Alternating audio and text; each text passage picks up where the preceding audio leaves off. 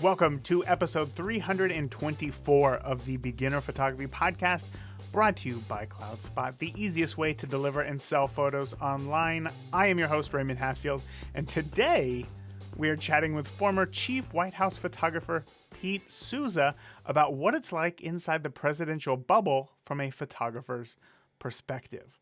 Now, a little backstory here. I have been trying to get Pete on the podcast since 2017. When I sent him a link to the podcast to check it out, I had a typo in the link, and well, let's just say he wasn't able to book a time in. But lots of emails back and forth. Since then, we made it happen. This is a man with so much experience in photography, having photographed two presidential administrations, working with Ronald Reagan, and as the chief White House photographer under Barack Obama.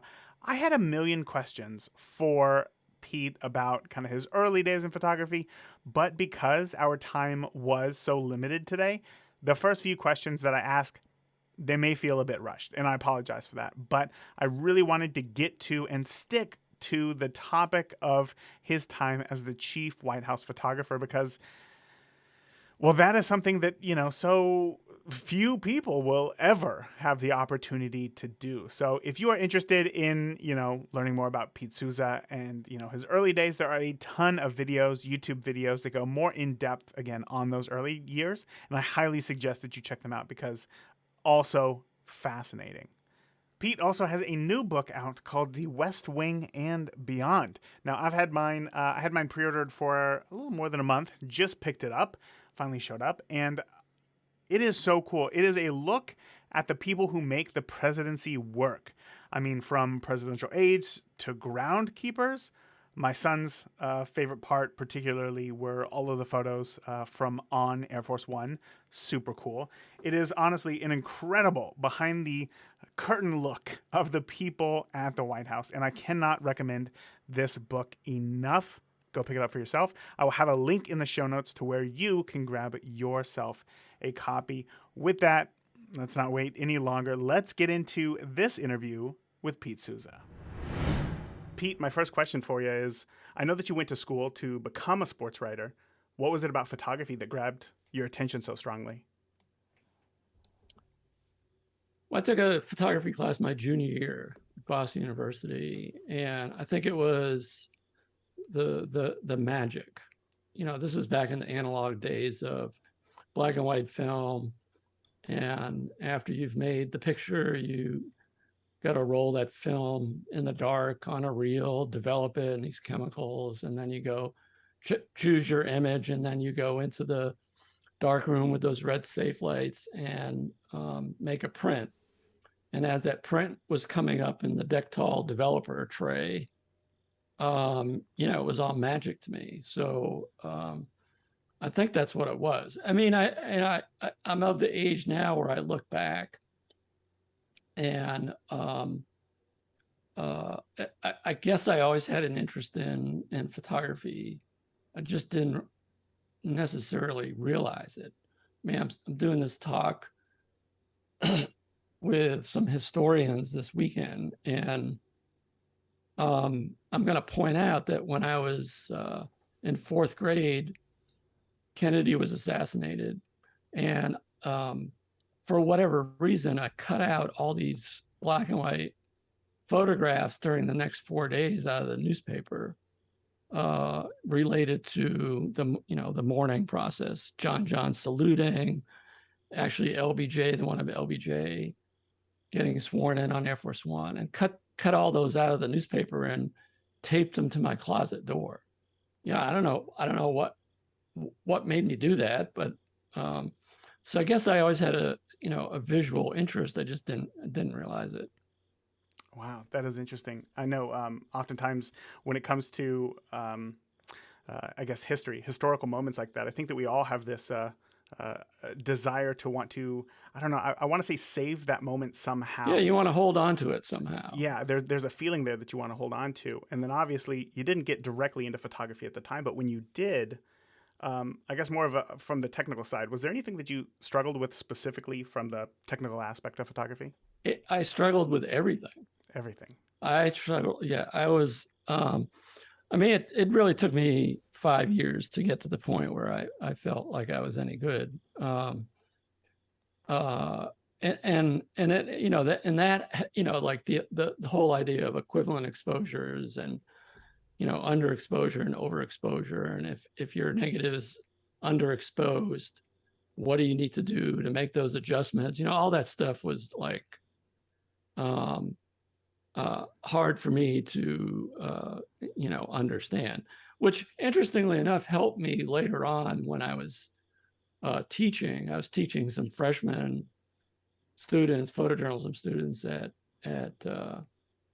Ohio University. And I remember one in particular was having trouble understanding equivalent exposures the same way I did, 40 years before. And I made an extra effort to, work with her individually to try to get her to understand it. And, if I hadn't gone through that myself, I don't know if I would have had that kind of patience as a teacher.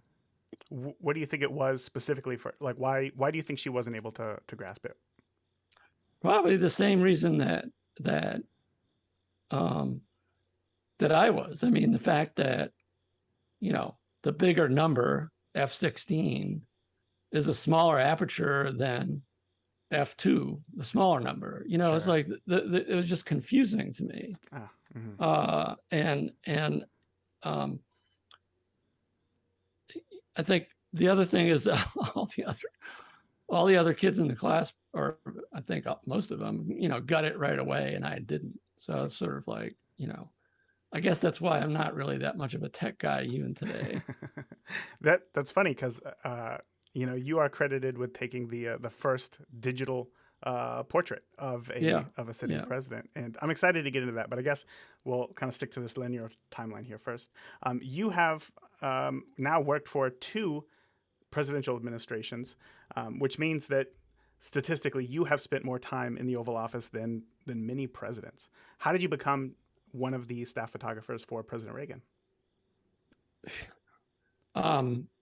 Just happenstance in many ways. So I had started my career out at small newspapers in Kansas, and it was in the late 70s. And then I wanted to go to a bigger newspaper, and the bigger newspaper nearby was the Kansas City Star. And they had an opening at one point. I interviewed for the job with the director of photography, whose name was Carol Greenwald. And I thought I was going to get the job. I thought I had the best portfolio, and she ended up hiring a guy that had more experience than me. And I was very upset.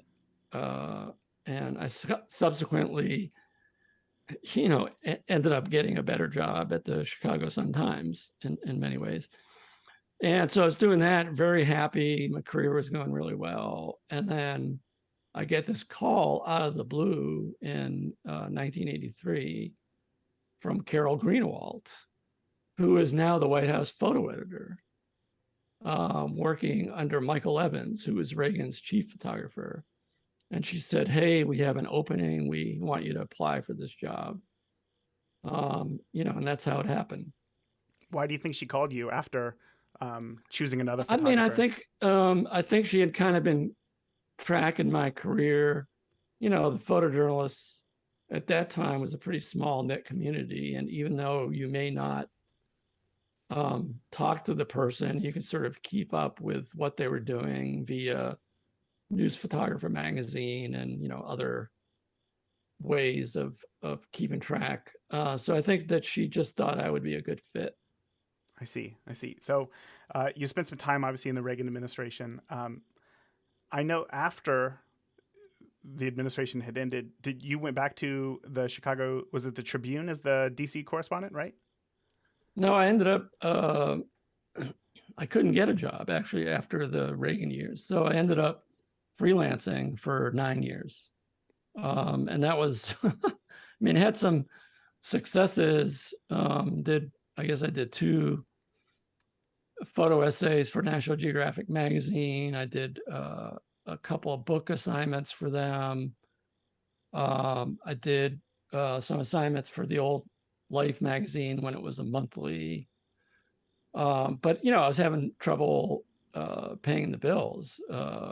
Um, and I think I struggled quite a bit as a freelancer. And then in 1998, the Chicago Tribune approached me to be their Washington-based national photographer. Okay. And so I did that for 9 years. And then that's where you became, that's where you first met at the time Senator Obama. Is that right? Yeah, because he was elected in 2004 to the U.S. Senate, and one of the correspondents in the Washington bureau, Jeff Zeleny, who now works for CNN, he and I proposed this story kind of documenting Obama's first year in the Senate for the Tribune. And because we were, the quote unquote hometown newspaper, he gave us access that especially me as the photographer, he gave me access that no other photographers were getting. And so, when you're working with somebody in close proximity like that over a long period of time, I mean, I ended up going to 6 different countries with him as senator for the Tribune. You sort of get to know them, and they get to know you, a professional relationship, but, it gave him a chance to see, the way I worked and the way I went about my business. So that was, enormously helpful. And I think because of that, it's the reason he asked me to be, become his chief White House photographer. Mm-hmm. So during that time, obviously, he's a senator. Things are new. You have this idea to document his whole first year. Was the story about the things that he was doing, or just more of like a profile personally? It was more or less a profile. We did. I think Jeff's stories dealt sometimes with different aspects of his life. We, as I recall, we did 4 big stories that year. So they weren't like next day news stories. They were kind of segments. One 3 months in, one 6 months in, one 9 months in. That and then we ended up doing more in the that was 2005, and then 2006. He went to Africa with his family, and so I went along on that trip. We did a couple other things with him. So it was, I was kind of constantly in his space, if you will. Sure, of course. And then in 2007, I was there when he announced that he was running for president, and covered the first 3 months of his campaign. And then I quit the Tribune because they had been purchased by a real estate magnate, and I saw the direction that the newspaper was going. And although I didn't want to give up my connection to Senator Obama as he's running for president, I just could not stomach working for that newspaper anymore. So I quit. I resigned. Wow. So during his run for presidency, that's when you started working or teaching rather at Ohio University. Is that right? Yeah. And what I would do is every once in a while, I would, just kind of as a freelancer, hook up with him on the campaign. Mm-hmm. I mean, I probably did that 3 times, and also went to the convention in 2008. That was in Denver, and went to the Grant Park on election night. So just on my own. But I had enough connections within the campaign that I was able to get not behind the scenes access like I did during the Senate days, but at least I was able to get in the venue right up front, and had good vantage points for any time I was with them. Mm-hmm. So when he officially, won the presidency, did he just miss you so much he gave you a call and said, "Hey, come work for me"? How did that work? No, I mean, I figured I'd be in the running, and I knew that Callie Shell, who worked for Time Magazine and had covered a lot of the campaign, would be in the running. And I remember about a week after the election, I sent an email to Robert Gibbs, who, in addition to being his communications director, was really his closest aide. And I sent Gibbs an email with no message to it other than the the heading or whatever you call that, Subject line. subject line, and it just said, I should find this somewhere, but all it said was, "I'm interested," And that's all it took. and I knew that he would know what it meant. Mm-hmm. I didn't need to go into, I didn't need to sell myself. Sure. I just wanted to let him know that if they're considering me, I'm definitely interested. So that's all I said was, "I'm interested." Didn't hear back, but I sort of got word that they were considering me. And then I think it was in maybe 2 weeks before the inauguration, Gibbs called me and offered me the job on behalf of Obama. My gosh, you're essentially signing up for, I don't want to say giving away 4 years of your life at the time, but you're essentially signing up to be gone for 4 years of your life to do this. Yeah. What was it that made you want to do it? Was it the pursuit of capturing history? Was it something more personal with Obama? What was it? I think it was many things. One, I knew the guy, right? I had become what I considered a seasoned photojournalist, whereas in the Reagan years, I was not the chief photographer. I was kind of just starting my career out. I didn't know Reagan coming in, and so my access was okay, but not the way it should be. And I felt that going into this presidency, and I said this to Gibbs, I said, I got to have unfettered access. You can't pick and choose when I can go in the room. I'm going to be in the room all the time. And they got it. They understood the value of that. I think Obama trusted me. And let's face it, it was going to be a historic presidency. And him being the first African-American president, but also, it was a very difficult time for the country. And, we were in the middle of this recession that was really, we were in very dire straits. I mean, and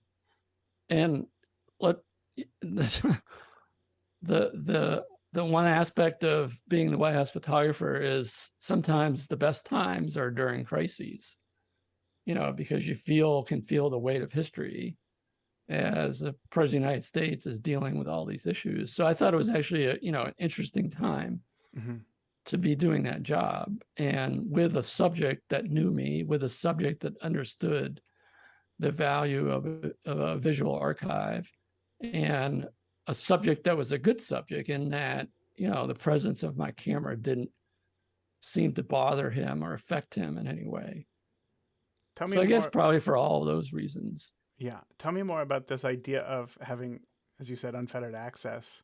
Because I'm trying to imagine a situation in which, I guess there's probably classified meetings, there's situations like that, but was there ever a time when you said no, I need to be in this room when maybe you weren't supposed to be? Not so much that is understanding just from a human perspective when the guy needs some space. Oftentimes it'd be something as simple as, this picture in my first book where he's sitting on a swing set with his daughter, Malia. There's a swing set right outside the Oval Office. And a really nice picture, obviously, the two of them, just the two of them. But it's a father-daughter conversation, right? It's not really my business. So I make my pictures, and then you just, you sort of learn to, okay, now it's time for me to just back away and let, I don't need to be that guy lurking while they're having a conversation that is not relevant to the presidency per se. Obviously, it's relevant to the president, who happens to be a dad. Mm-hmm. But so just having the presence of mind to understand when to give him some space. Why was that human element so important for you if it wasn't related to the duties of the president? Well, I felt that was part of my job, is to show what the guy is like as a human being. I mean, think of if I had not photographed those, private family moments, we would know less about him, and history would know less about him.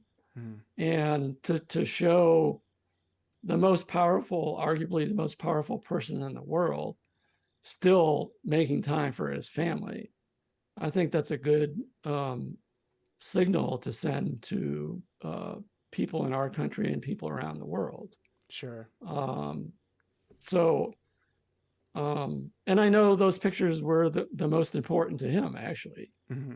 in terms of him personally would be, he doesn't have on his iPad lock screen, he doesn't have a photo of him and, Putin or him and Angela Merkel. He has a photo that I shot of him with the girls. Mm-hmm. That's the important photos to him. Hey, Raymond here, and we will get back to the show in just a moment. As a photographer, you want to be able to quickly come up with creative ideas that stand out. So to help you, I put together a list of 46 creative ideas to get you out of a rut that you can download by heading over to creativeimageIdeas.com. And honestly, even if you're not in a rut, shooting any of these creative ideas in this free ebook will help you to think more out of the box and create something unique and give you that critical real-world photography experience. So again, head over to creativeimageIdeas.com to download your free 46 creative photo ideas now. With that, let's get back to today's interview.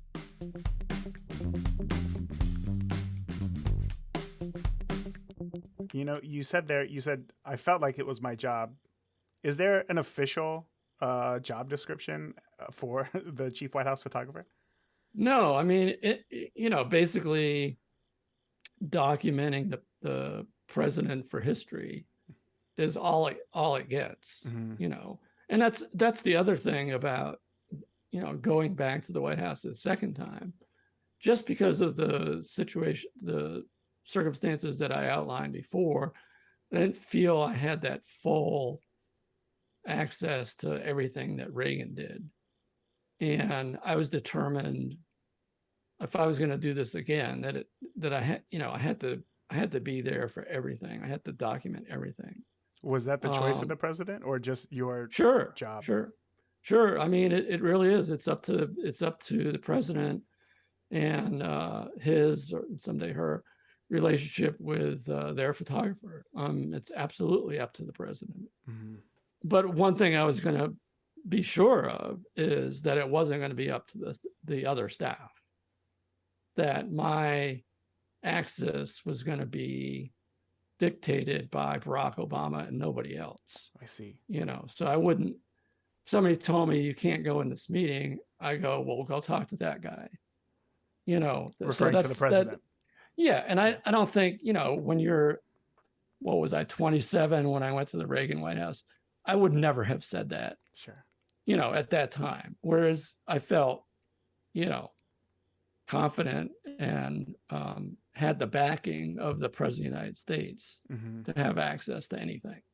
That's so interesting. Why do you think there were some people who wouldn't want you in certain meetings? Oh, I mean, early on in the Obama administration, I was in some meeting in the Situation Room, and it was, I had a top secret clearance, but this meeting was top secret SCI, which we've been hearing about with the Mar-a-Lago documents. SCI means special carmented information, which is the very highest level of top secret. And I didn't have that clearance. And so, this aide's like, you can't legally be in this meeting and I was like, okay. So I went to the chief of staff of the National Security Council, and I said, I need an SCI clearance and I need it like right away. And I ended up getting it the next day, I think it was, or 2 days later. I see. So that was that, Yeah. Whereas if somebody had said that to me during Reagan, I wouldn't have had the presence of mind to like figure out how to get the clearance that I needed. Interesting. So you would just think, well, I guess I'm just not allowed in here, and just go about your day. Right. Interesting. Right. Okay. I know as a wedding photographer personally, there's this idea that, when you go and you shoot, you shoot for the album. And I know that, as a photojournalist, you want to get it all in one photo, right? What is it that the chief White House photographer shoots for? Ultimately for the National Archives. So you're a wedding photographer. You don't probably send every single frame to your wedding. I do not. Couple. Every single frame that I shoot, as a White House photographer, ends up at the National Archives. You don't delete stuff. Everything goes in. So I was shooting pretty much the same way that I did when I was shooting for National Geographic or the Chicago Tribune or myself. The way I approach my photography, it's not like I step into the White House and I suddenly start photographing differently. Sure. I'm still looking for moments and framing and light and all that kind of stuff. Probably the one thing that I did that I maybe didn't always do when I was with the Tribune, for instance, is try to make sure that I'm getting an overall picture in every situation. So if there's a meeting and there's 10 people in the meeting, that at least I'm getting a couple pictures where you see all 10 people, thinking that historically it would be important. Yes, there's a diary, not a diary, but a documentation, a log of who's in the meeting. But I think it's also important to have that visual record of it, even if it's not the greatest picture in the world. And I wouldn't necessarily spend a lot of time doing that, but that would be like the one additional step that I would try to do as the White House photographer that I might not have tried to do, had I been shooting on assignment for the Tribune.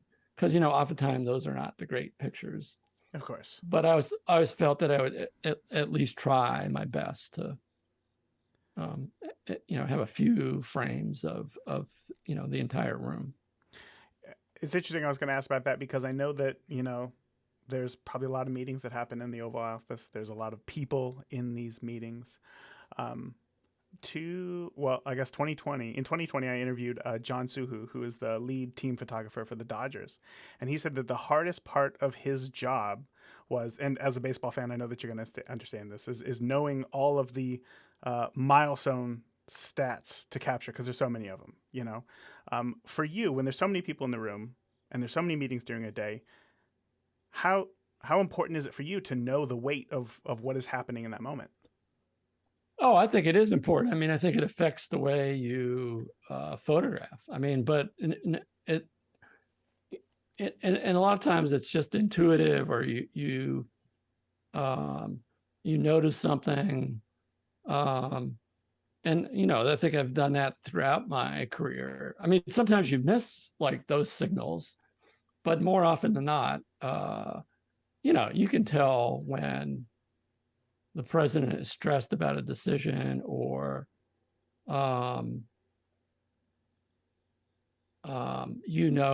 this aide and that aide disagree and what should be done about a particular issue, and there's going to be not a confrontation, but there's going to be um, that is going to come up to the surface in front of the president, those sorts of things. And then also knowing, trying to think, like, for instance, I'm trying to think of, there are a couple times when I would get a heads up on things. Like, for instance, so Malia was gone to, I think, to camp for a month, and somebody from Mrs. Obama's staff had alerted me, hey, Malia's, coming back this afternoon. She's probably going to walk over and see her dad. And I knew when she was going to walk over, he was going to be right in the middle of a meeting. And he didn't know she was coming over. So I positioned myself in such a way that I could get the juxtaposition of him reacting to her as she walks in the Oval Office, Wow. things like that. Yeah. Yeah. So how often is it simply reading the room versus knowing what's going to happen beforehand? Or I guess, is there I'd say 99% of the time it's reading the room. Mm-hmm. And is Most that of the time I had no idea. I have no idea what's going to happen. and quite frankly, I think, except in the, I cited one example with Malia coming home from camp, that was a rarity. Sure. But in that case, it was helpful to know that she was going to come over. Mm-hmm.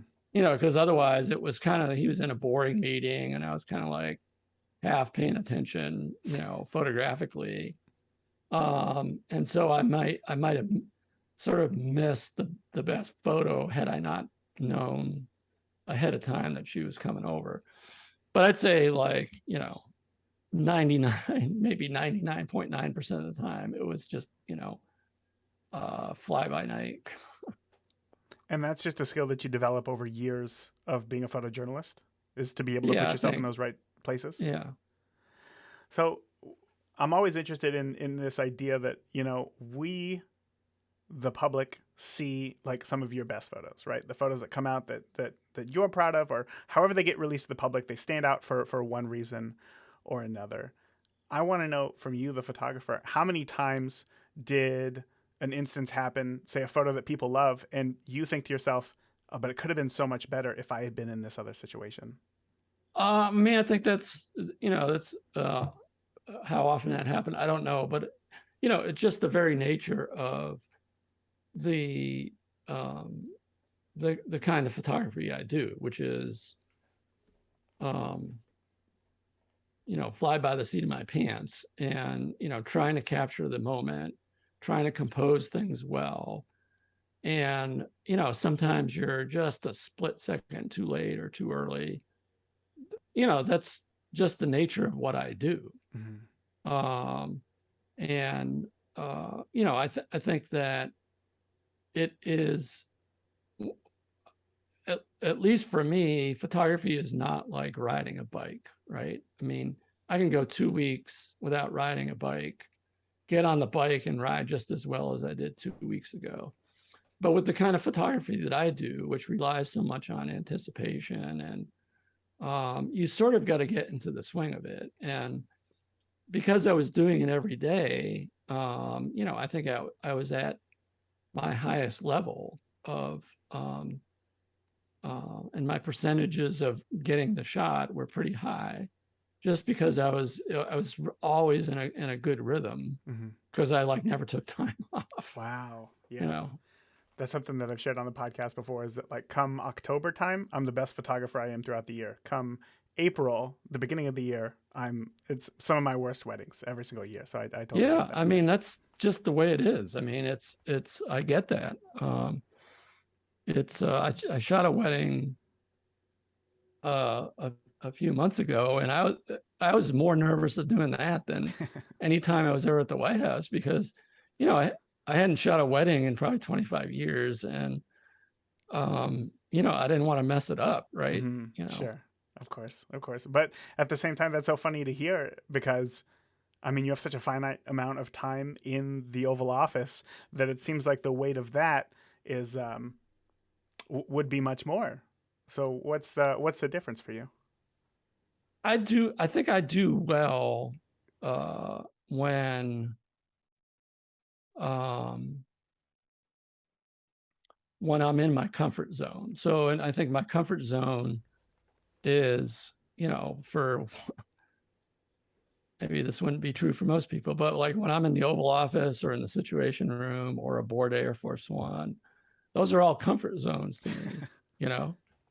And non-comfort zone is like there's this big, huge event on the South Lawn with hundreds of people, hundreds of press, and I'm not on the press stand, but I'm trying to find, an angle that's a little different where I'm not in the way of the press photographers or their shot and then that's not my comfort zone. I see. That makes sense. Uh, to a more technical question here, I'm always interested in this as another photographer.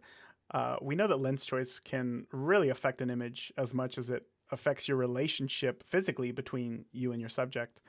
Um, how much was lens choice taken into consideration for possibly more private or sensitive moments? Yeah, I mean, um, when I was at the White House, I had very little gear with me. I'd have I used a Canon 5D, whatever it was, Mark II or III, I can't remember. So I would have most of the first term, I would have a 35 1.2, I think it is, a 50, also a 1.2, I think it was, and like a 135 f2. That's pretty much it. Mm-hmm. I mean, I might like have a wider lens, a 24, sitting outside the Oval Office if I needed a really wide lens. And there's a small package. It was easier to move around. I think when Canon finally came out with the second version of the 24-70 2.8, I think I got one in maybe 2011, 2012, because I thought the first version was not at all sharp. It was not a good lens. So I tried it and I didn't use it because it was just painful to see sometimes the edges are, not sharp. But the second version was I found to be an incredibly sharp lens, even wide open at 2.8. And so I started using that more. So I'd carry that 135, but I also kept the 35 with me because a lot of times I was in situations where there wasn't enough light. I see. And I needed I needed more than 2.8. I needed f2 or 1.4 or something like that. So even though I was using the 24-70 a lot, I also had the 35 with me. Mm-hmm. I know that you said that you can't legally delete photos like off the memory card or anything, but were the photos that you were shooting being edited in any way as far as like exposure, color, anything like that?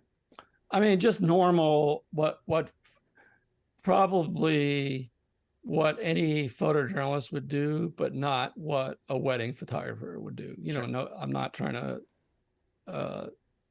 dish you, but clearly brides are going to want some retouching and stuff like that. We didn't do any of that. So basically adjusting levels and curves, color balance, and that's about it. Mm-hmm. I mean, maybe occasionally, a little dodging and burning, but not, I mean, personally, if I was actually doing the post-production, which I would do on the weekend, so a photo editor wouldn't have to come in. I would do levels and curves, color balance, and that was it. Because I'm not that good at Photoshop. I get it. To begin with.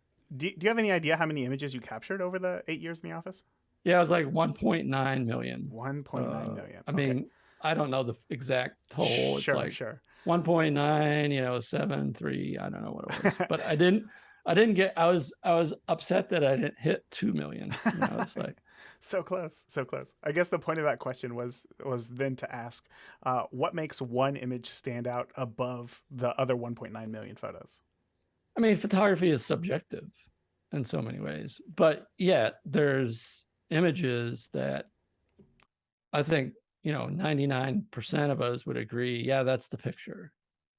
But there's a lot that are subjective, and I remember early on once we started posting monthly behind the scenes photos on Flickr.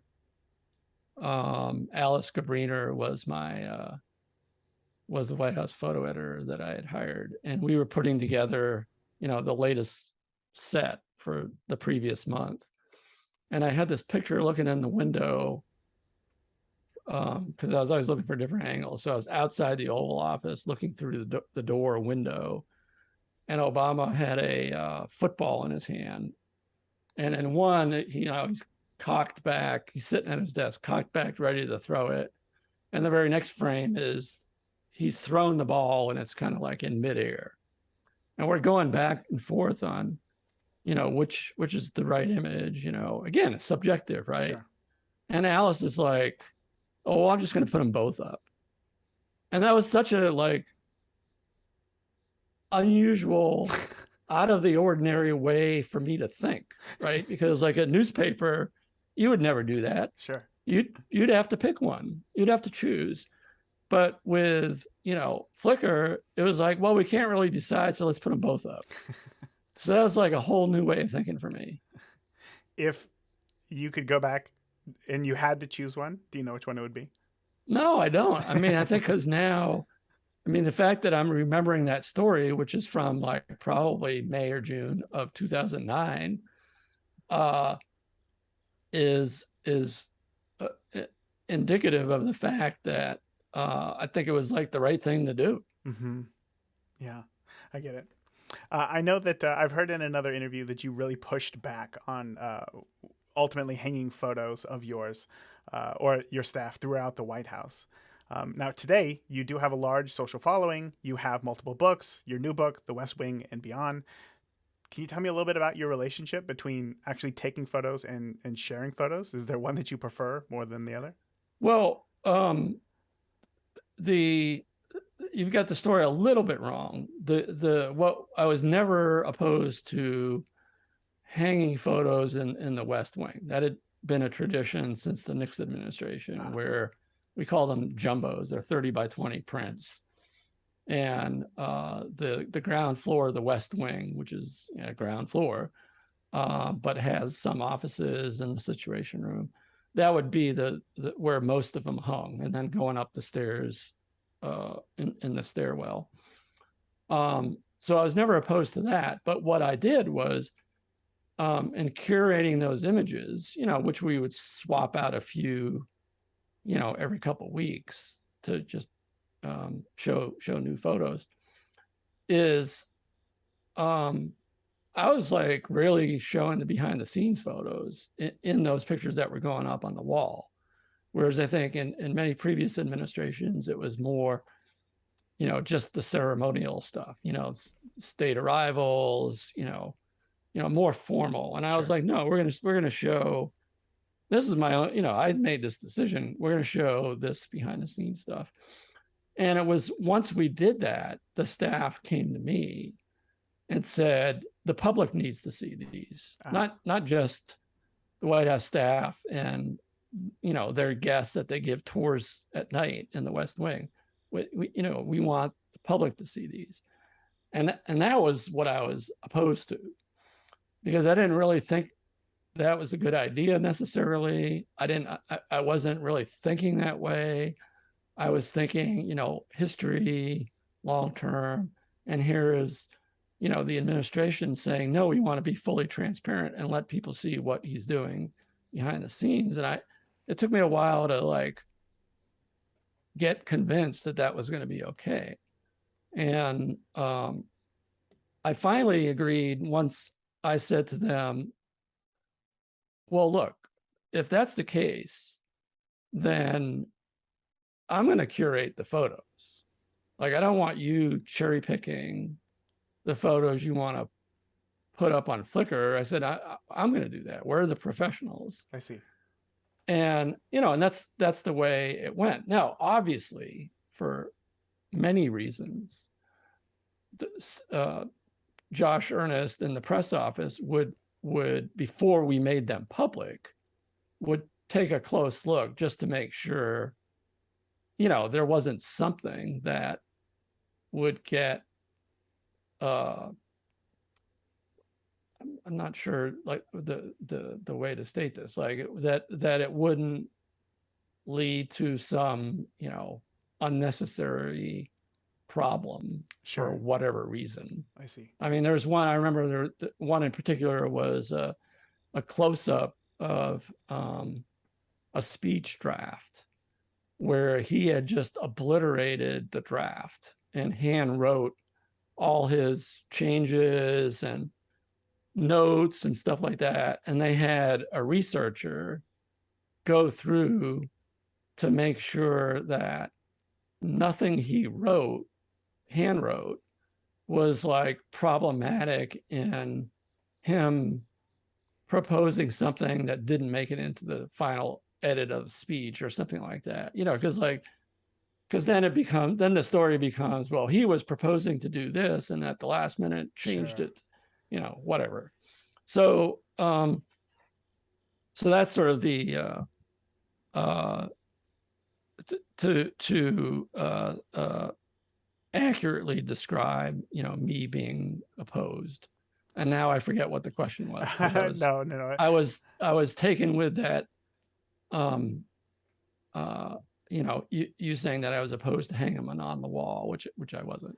But no, it was more about your relationship, I guess, with sharing images, I suppose. And I find it so interesting that you've said so many times, I really wanted to photograph the president for who he was, not just in his job role.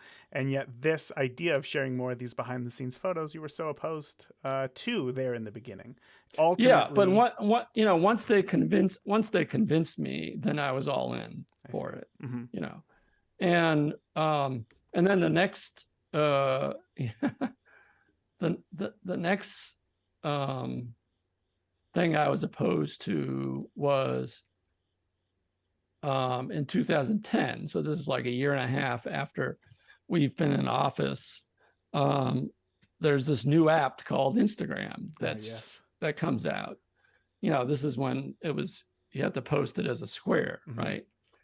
And so the communications office is like, well, we want you to start, an Instagram account in your name for the White House. And I was like, I don't know, this doesn't sound good. I said, I'm also worried that I'm going to be busy taking these square pictures with my iPhone and I might miss a picture. And so I delayed, I don't even remember how long it was, but it was at least 2 years. And then I remember calling Brad Mansion. So Brad is a freelance baseball photographer, this friend of mine. And he was one of the early photographers to really get into Instagram. So I was watching what he was posting, and it was like phenomenal. And so I called Brad up one day and I said, Brad, I'm thinking of starting a, Instagram account for the, in my name for the White House. They really want me to do it and I'm nervous about it. And he was like, that would be awesome. People will love it, And so I finally relented and started this account and tried to do mostly things away from, the main action. I think my very first picture that I posted was a close-up of the grapes on Air Force One with a napkin that says Air Force One, because I love those grapes, and to me that was, and like the second picture was like the presidential seal on Air Force One. So it's just these little things, little scenes, and I developed quite a following. And then once Instagram made the switch to you could do like kind of any size photo. And then I started probably not till 2014, 15, I can't remember when, would photographs that were going to either make it to Flickr or be on the whitehouse.gov website. I would start posting some of those on Instagram as well. I see. So it was more than just, I guess I forgot that in the early days of Instagram, like you had to take the photo with your phone, right? I know it had to be square. I guess maybe you could have done it from a DSLR. I don't really remember. I don't think you could though. That's a lot of extra work. But it had to be square. And and everybody was doing these filters, and I wasn't really doing filters, but I was definitely doing the borders, different borders that were built into the app, and my captions were totally straightforward. There was no opinion like I do now. I say what I think and give backstories. It was just, I can't remember exactly, but my guess is my caption on that first one was, here are the grapes on Air Force One. They are the best grapes in the world, or something like that, Riveting. Or, presidential seal on the door of Air Force One. I would just say the facts. Sure. That makes sense. Now, I know that we are here at the end of our time, Pete. So I have one last question for you before I want you to share more about your new book. And that last question for you is, we've all had bad days where we either show up to a shoot, maybe battery is dead, or we forget the memory card. Tell me about the worst moment you had while shooting in the Oval Office. Yeah. I probably had a lot of bad moments, but one I was just thinking about because I'm getting ready to do my book tour, and I launched my book tour here in Madison, where I live, Madison, Wisconsin. And so just for that talk, I was looking for photos when President Obama came to Madison, so I thought I was going to include some of those. And and there's this picture that just brought the memory right back to me, where it's like 3 blocks now from where I live.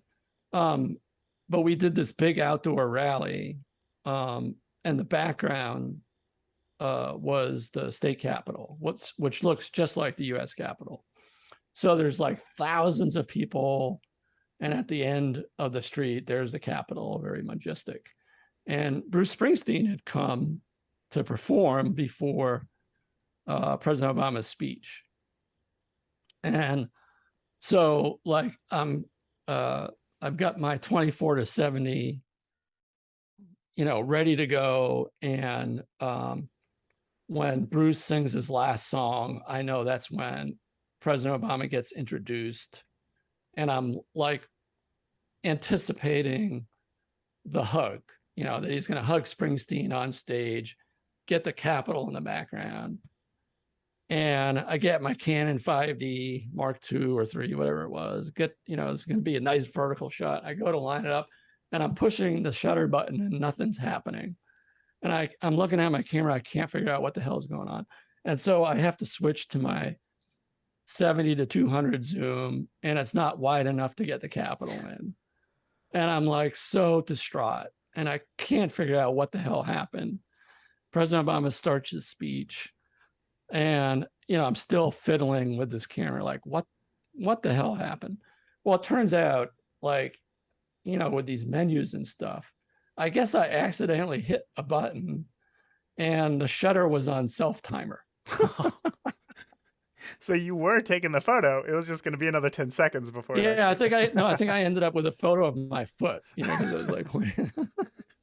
Not as historic, I gotta say. Yeah. That is too funny. Well, Pete, like I said, thank you again for sharing that story. Can you tell us a little bit more about your book and possibly where we can find it and follow you online? Yeah, so the book is called The West Wing and Beyond, What I Saw Inside the Presidency.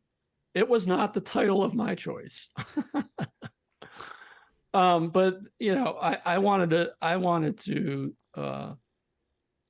title the book Inside the Presidential Bubble, or Inside the Bubble, thinking that most people would know what that meant. And the publisher was of the opinion that they wouldn't. So this is basically a book about what it's like inside the presidential bubble, meaning,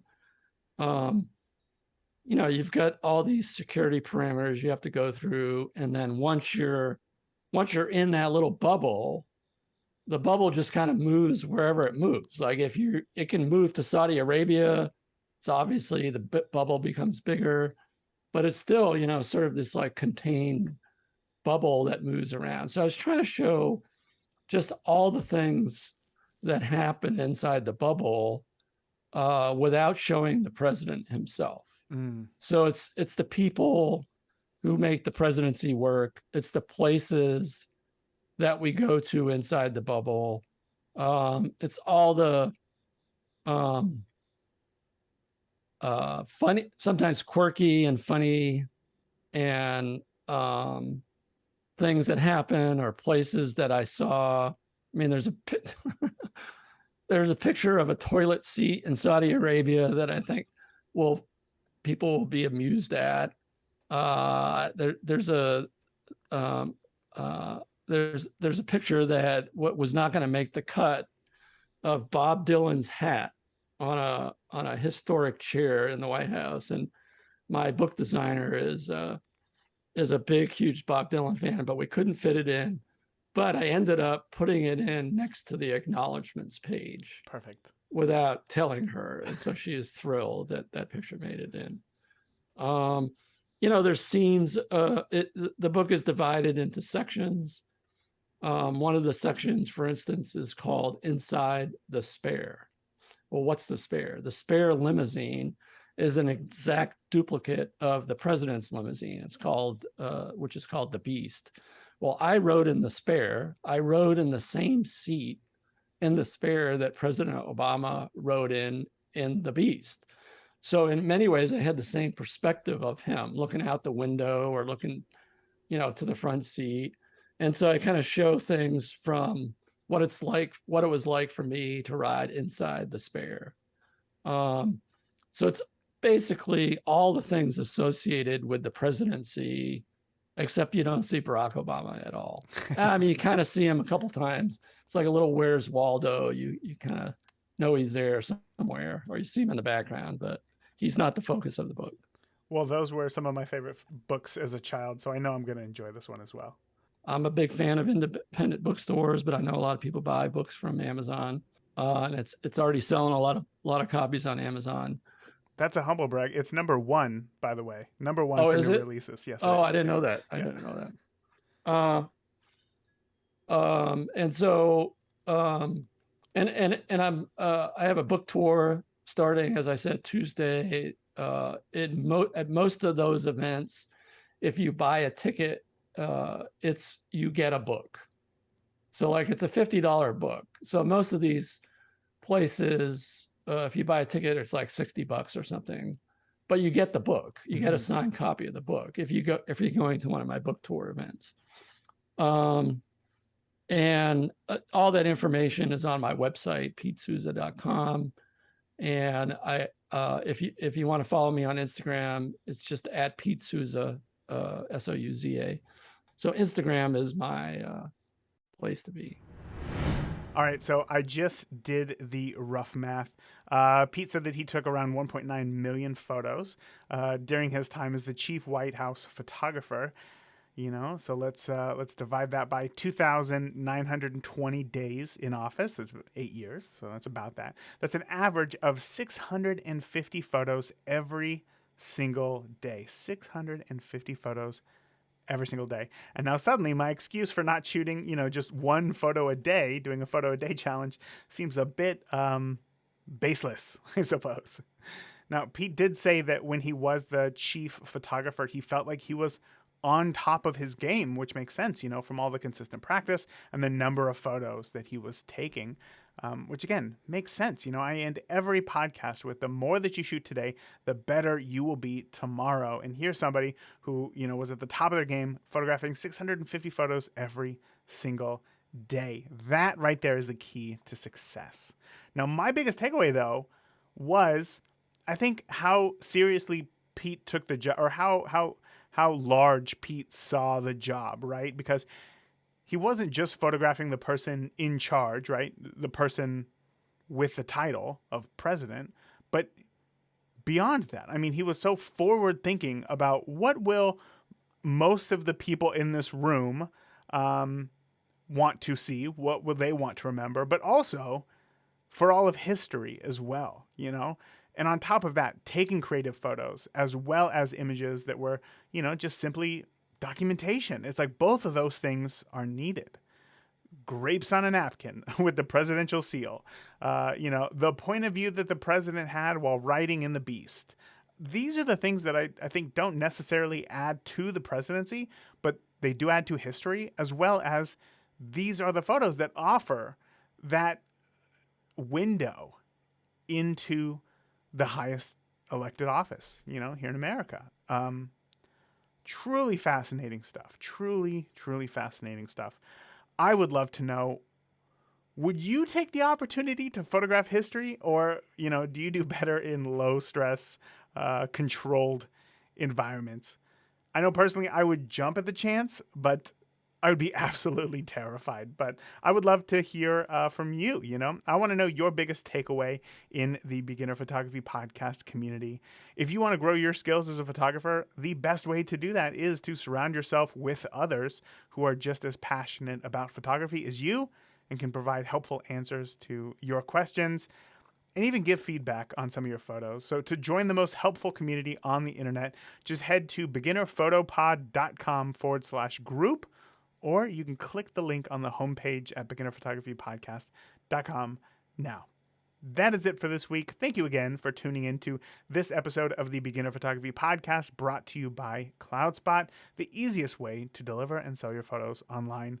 You can learn more about CloudSpot by heading over to deliverphotos.com. And remember, the more that you shoot today, the better you will be tomorrow. Talk soon. Thank you for listening to the Beginner Photography Podcast. If you enjoy the show, consider leaving a review in iTunes. Keep shooting, and we'll see you next week.